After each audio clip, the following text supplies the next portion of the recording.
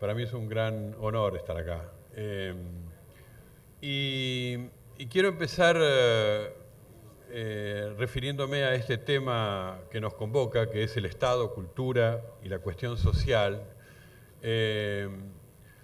Carlos me decía que la jornada de hoy, en todos los paneles, y ustedes lo han visto, estuvo muy centrado en la temática del Estado, que refiriera en este diálogo a la cuestión del Estado vinculado a la cultura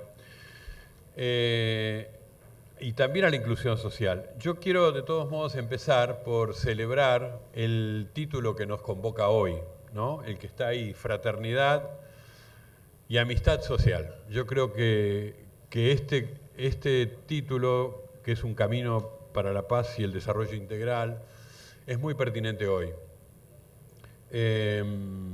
Hay un sociólogo francés, François Dubé, que tiene varios textos referidos al declive que ha tenido en estas últimas décadas lo que fueron los principios de la Revolución Francesa, basado en esos tres valores que nosotros conocemos y aprendimos en el colegio secundario: libertad, igualdad, fraternidad, ¿no?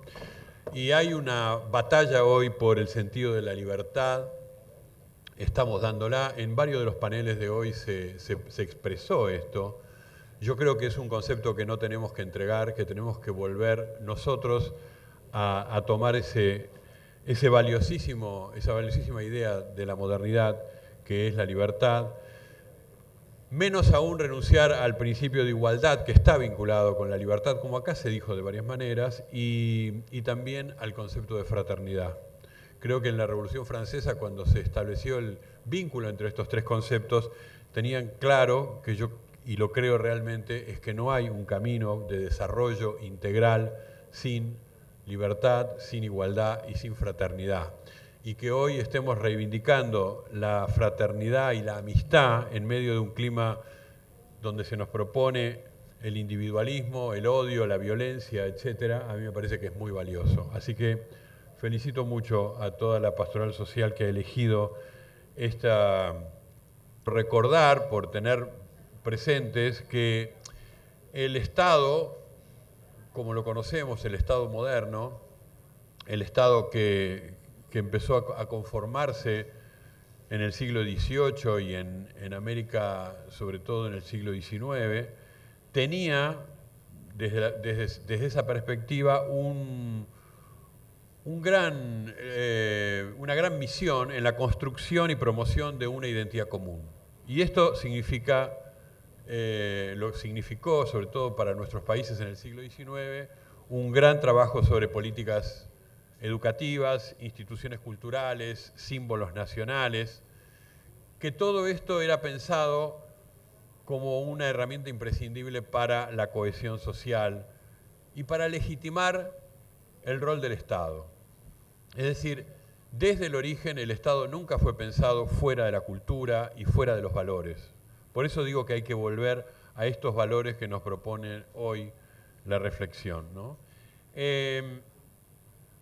Ahora, desde este mismo lugar del Estado y de todo el material simbólico que crearon los Estados, yo creo que hay una dinámica del Estado-Nación que lleva a pensar que en otros periodos de nuestra historia, si vemos el transcurso en el siglo XIX, en el siglo XX y en lo que va del XXI, hay una necesidad de actualizar estos valores y de repensar el tema de cómo hoy tenemos como valor la integración social, la promoción de la cultura, la creación de una cultura común en una dinámica histórica. Es decir, aquellos valores constitutivos en el siglo XVIII y siglo XIX no son valores estáticos, son valores que tienen que tener historicidad. Hoy se mencionó el himno nacional. Yo pensaba, Charly García, allá en 1990, decidió cantar de otra manera el himno nacional, ¿no? Entonces mantuvo la letra de Vicente López y Planes, pero le cambió la música de Blas Parera e hizo otra música con otro tipo de interpretación, ¿no? Y produjo todo lo que produjo, y aquellos que tenemos años de recordar cómo fue que Charly cantara esto, nos produjo también la emoción de alguien que estaba reinventando el himno nacional, es decir, reescribiéndolo. ¿En qué sentido? En el sentido de que cada época histórica tiene su lenguaje propio, tiene su música propia, tiene su palabra propia, tiene su forma de expresión. Eso es la cultura, ¿no? Reinventar esos valores, ¿no? Rehacerlos. Y creo que así como se refunda el himno, como acabo de decir, creo que la cultura ha tenido en el siglo XX y en lo que va del XXI muchas formas de refundarse a través de la acción del Estado en campos que han sido muy importantes, como es el campo del libro y las políticas del libro, del cine y las políticas del cine, o del audiovisual, o de la radio, o de todo lo que conocimos como los que fundaron, forjaron la cultura en el siglo XX. Esa manera en la cual la acción pública, el Estado, trabajó con la cultura en todos estos años, creo que se vio cuestionada por lo que fueron políticas culturales que llevó adelante el neoliberalismo, sobre todo a fines del siglo XX, donde el rol del Estado como gestor cultural y como aquel que abre espacios dentro de la cultura fue cuestionado y fue intentado que se pasara a manos del mercado, ¿no? Y ahí hubo también una política de privatización de bienes culturales, mercantilización general de la cultura, y sobre todo políticas de retiro del Estado en lo que para la cultura también es clave, es fundamental, que es las políticas del acceso, ¿no? La categoría de acceso fue muy famosa y se trabajó mucho a fines del siglo XX y al principio del XXI en relación a las nuevas tecnologías de la información y la comunicación. En ese momento se decía, bueno, hay que tener políticas de acceso. ¿Qué significaba acceso en ese momento? Primero significaba tener equipamientos para poder acceder a lo que eran los bienes culturales que venían por las nuevas tecnologías. Acceso también significaba una alfabetización cultural sobre esos mismos bienes culturales y también significaba políticas de reducción de brecha. Todo esto el neoliberalismo lo pensó del lado del mercado y el mercado hizo lo que hace siempre, que es profundizar las desigualdades, ¿no? Recién a principios del siglo XXI, a principios del siglo XXI y sobre todo con las políticas culturales que llevaron adelante Néstor Kirchner y Cristina Kirchner, empezaron a retomar el rol del Estado. Yo tuve la posibilidad de trabajar en ese momento con el ministro Daniel Filmus en el Ministerio de Cultura, en el momento que se creó el Canal Encuentro. Fue un gran momento para la cultura argentina la creación de una señal pública que trajera una novedad desde el punto de vista de las artes audiovisuales, le llamaría yo. Bueno, este regreso del Estado estuvo en muchos campos de la cultura, en el campo de la música, en el campo del cine, en el campo del libro también, los programas de divulgación y de acceso al libro. Por eso el libro, la música, las artes audiovisuales, etcétera, tuvieron un reimpulso en el siglo XXI. Ahora, esto hoy vuelve a ser cuestionado otra vez, y esta vez también desde el Estado, con una idea que también fue mencionada acá en los paneles de la mañana, que es la idea de que estamos en una época donde la derecha global está planteando otra batalla cultural. Y esa batalla cultural consiste en arrinconarnos a todos los que defendemos las iniciativas estatales y ponernos del lado del pasado y volver a dejarle al mercado el campo de la cultura. Y en este sentido, subrayo, lo hacen desde el Estado. Es decir, la idea de quienes dicen que hay que darle más espacio al mercado y hay que dejar de lado tanto Estado, utilizan todas las herramientas del Estado para desmantelar las políticas públicas en materia de cultura y en muchas otras. Yo tomo hoy el tema de la cultura. Es más, citan muchos de los teóricos de la nueva derecha, citan a Antonio Gramsci. Antonio Gramsci fue un gran pensador del siglo marxista, del siglo XX, de la primera mitad del siglo XX, que tenía claro que construir el consentimiento de las clases subalternas, como lo decía Gramsci, era un gran objetivo de la hegemonía de las clases dominantes, y que lo que había que construir era una contrahegemonía frente a esa realidad. Bueno, hoy toman a Gramsci para construir otra vez la hegemonía de las clases dominantes.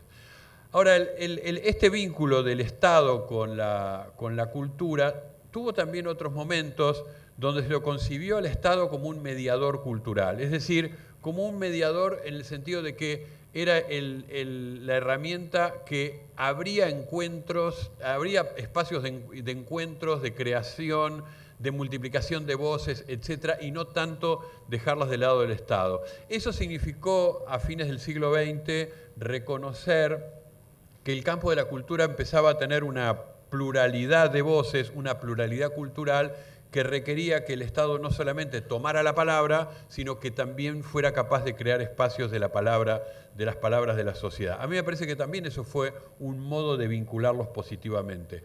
Ahora estamos en una época en la cual la globalización cultural nos plantea otros desafíos, y otros desafíos también para el Estado, los Estados, ¿no? Hoy en día los estados en general, y diría no solo en Argentina, en nuestra región, también están en presencia de procesos culturales de fragmentación, de hibridación cultural, y sobre todo de la aparición de la maquinaria cultural más poderosa de toda la historia de la humanidad, que es la industria cultural norteamericana y Hollywood en particular. Esa industria cultural se ha vuelto cada vez más global, nos ha transferido valores, lenguajes, estéticas que pretenden que nosotros seamos los que nos transformemos en sus consumidores. Esas industrias culturales globales están siendo, además, en nuestros países, diría yo, cada vez más agresivas y cada vez están más concentradas en menos manos. La Argentina fue un país históricamente muy rico en industrias culturales. Fue un gran exportador de cine, por ejemplo, en la década del 40 y 50 del siglo pasado. Fue un gran exportador de música. Siempre recuerdo que Carlos Gardel firmó un contrato con la Paramount. Carlos Gardel, una persona, y la Paramount, una empresa de la cinematografía poderosa del siglo XX, que hoy sigue siendo poderosa, ¿verdad? Bueno, hoy estamos en otro enfrentamiento, que es Elon Musk, un millonario que no crea sino capital y valor, digamos, no es un creador, Elon Musk versus el Estado brasileño, porque Elon Musk aspira a no ser controlado por ningún Estado. Ahora, Elon Musk hoy ganó una elección, porque estaba al lado de Donald Trump, y probablemente esas políticas culturales sean más agresivas, que es retirar una vez más al Estado también como regulador de estas grandes empresas.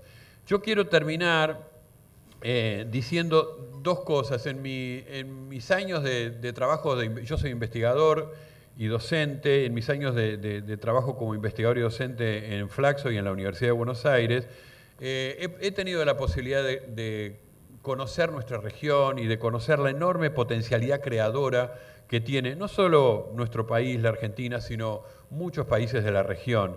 Nuestras historias, nuestras tradiciones, nuestros valores han sido sostenidos por muchos creadores y creadoras, por muchos artistas, por muchos pensadores, por muchos escritores que en el campo de la cultura han consolidado un acervo del cual nos tenemos que sentir orgullosos y que sigue funcionando en la Argentina y en toda América Latina. Esa producción es, sin embargo, muy heterogénea, pero no deja de estar siempre referenciado a valores e identidades nacionales o locales. Entonces la globalización también pelea contra lo que nosotros creemos que es imprescindible, y es que la cultura no se globalice en el sentido de perder identidad y de perder un asiento local, de perder sus puntos de referencia, que son las comunidades, que son las historias de las personas, que son las historias de los pueblos, y que esa esa cultura sea capaz de contraponerle a la enorme industria cultural global una cultura local, nacional, referenciada en valores. Por eso empecé celebrando que nos convoque la fraternidad, la amistad social y que nos convoque la mirada hacia el otro, la mirada y el abrazo y el reconocimiento del otro. Hace poco leía a un pensador que todos ustedes deben tener por ahí muy claro, que se ha hecho muy famoso, coreano, Byung-Chul Han, que lo que más me espanta es que escribe un libro por semana y eso es aterrador, digamos, pero Byung-Chul Han tiene una obra muy, muy destacada en el campo de la filosofía. Y en su último texto, él dice, si yo tuviera que reducir todo mi pensamiento en una sola frase, cuando yo leí esto dije, bueno, es capaz Byung-Chul Han, después de todo lo que escribió, reducir su pensamiento en una frase, es un desafío que él se lo propuso. Él diría lo siguiente, el otro desaparece.